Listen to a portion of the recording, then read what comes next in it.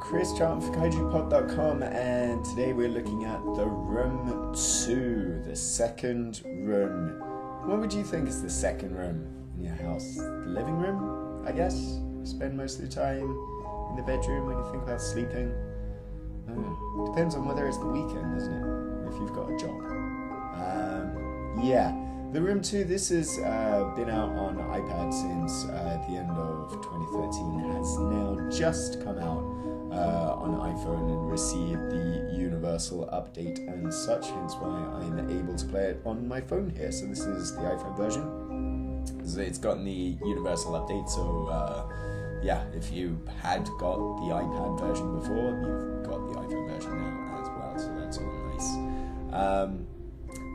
And yes, spoilerific stuff here, so I'm just going to show off the opening section rather than anything else too particularly in-depth. And what it seems to me so far, about halfway through the game in my main play, it's very much like the first room, where you are now not just in one room or even two, you're in a whole bunch of rooms with boxes and devices somewhere within, and you've got to investigate those devices using your eyes and using this eyepiece here, which is a special mystical eyepiece. And you've got maybe more than one device in a room, in fact always more than one device in a room, and each of those, they're like little puzzle boxes. Each of them have their little puzzles and things to interact with, spinny dials like this one here. I'm going to rotate this keyhole cover, there you go, and push that in and it'll open. Swish. So it's making loose usage of all your fancy multi-touches and such. And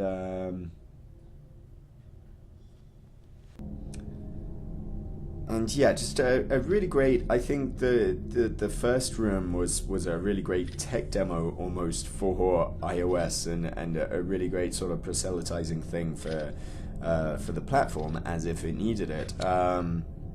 Not just in terms of what you were doing and using every sort of element of touch and tilt that you can do with iPhone games, but also graphically. I mean, like, the first room looks gorgeous. This looks even better. It's all in such fantastic little detail. There's no sort of massive scenes or massive vistas to look at. It's a case of just having really good, really intricately detailed little bits of machinery, little hinges that are popping open and things like that.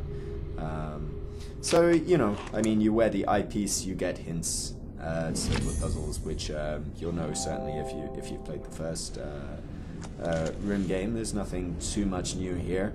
And in fact, nothing too much new about this game in general. You get stuff, you have a look at different items in your inventory, I might drag it in and, it doesn't seem to fit there. So I've got to find a place where it does fit. Oh, did I read that note before? I don't think I did I? There you go. Sometimes you kind of have to read these mysterious notes, like this letter to Mr. Rigby here, that give some sort of hint of a sinister story in place, and sometimes two pieces of metal now. If only I knew what I was supposed to do with them. Actually, I've already done this, but I can't remember. I generally can't remember what I did, so... there you go. I'll put them in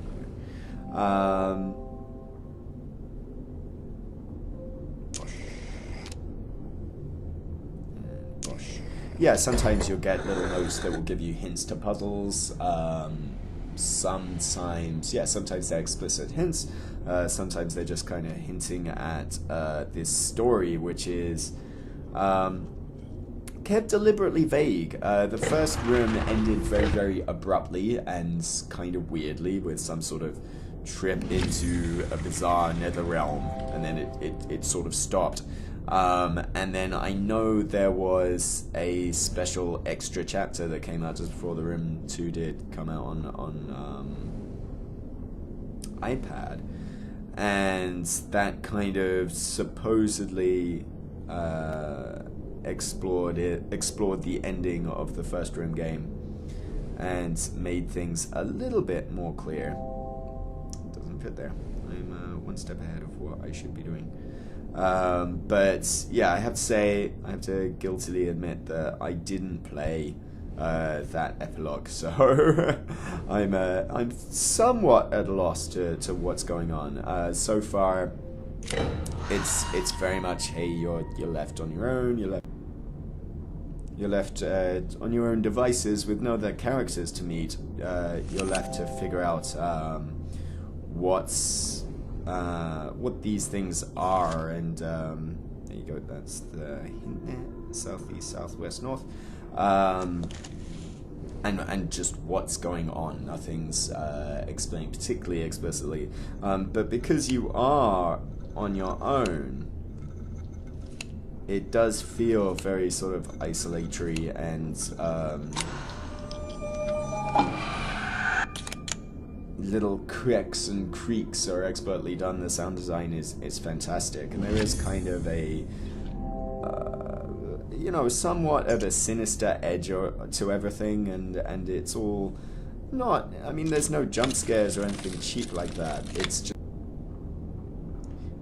It's just everything slightly sinister and very foreboding. Really, it's really expertly done in terms of atmospheres as the room. Certainly was the room 2, and certainly was the first room, and I think the room 2 is as well.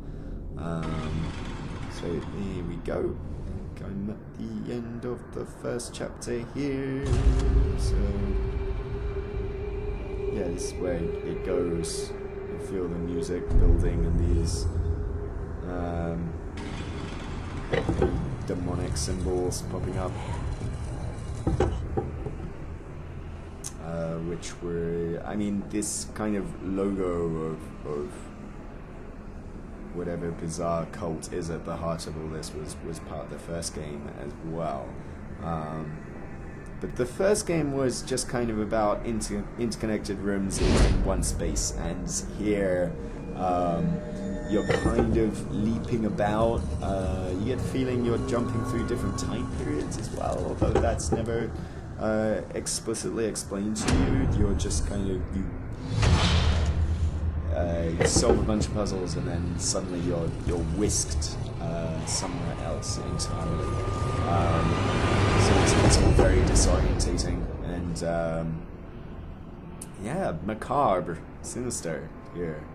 Like the Lady Justice there. It's all about getting these gems. Gems are important, and then matching this symbol in the bottom right hand corner, which pops up a lot. At the end of each chapter, you kind of have this perspective puzzle where you're wearing the eyepiece and you've got to align these shapes together so that, or align these lines together so it makes that shape. Not sure I like that.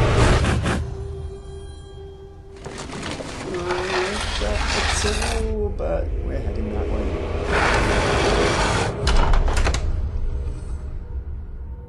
Yeah, there you go. So yeah, I think everything else that I would do from here would just be giving spoilers to puzzles later on. If you do get stuck, I kind of like the fact there is it shares the nice hint system that the first room had. Very often it's a game about just finding tiny little details on a box that you've missed. So the hints kind of pop up. I mean, you can access the hints, not all of them at once, but access a new hint over time if you're continually stuck for more than a few minutes, which is pretty cool. But yeah, I'm not going to explore or you know, give away any more of this, other than, yeah, it's just as good as the first room is. It's just as atmospheric, it's just as awesome looking, and if you like that, then you will like this, and you probably will like this, you know. If you haven't played the first room, go and get it, and then get this on top of it. It's on iPhone launch sale right now, so it's $3, 300 yen instead of the usual 5, I think, and it's well worth your time. Yeah, so Chris from coachingpod.com. Thanks for watching. Bye.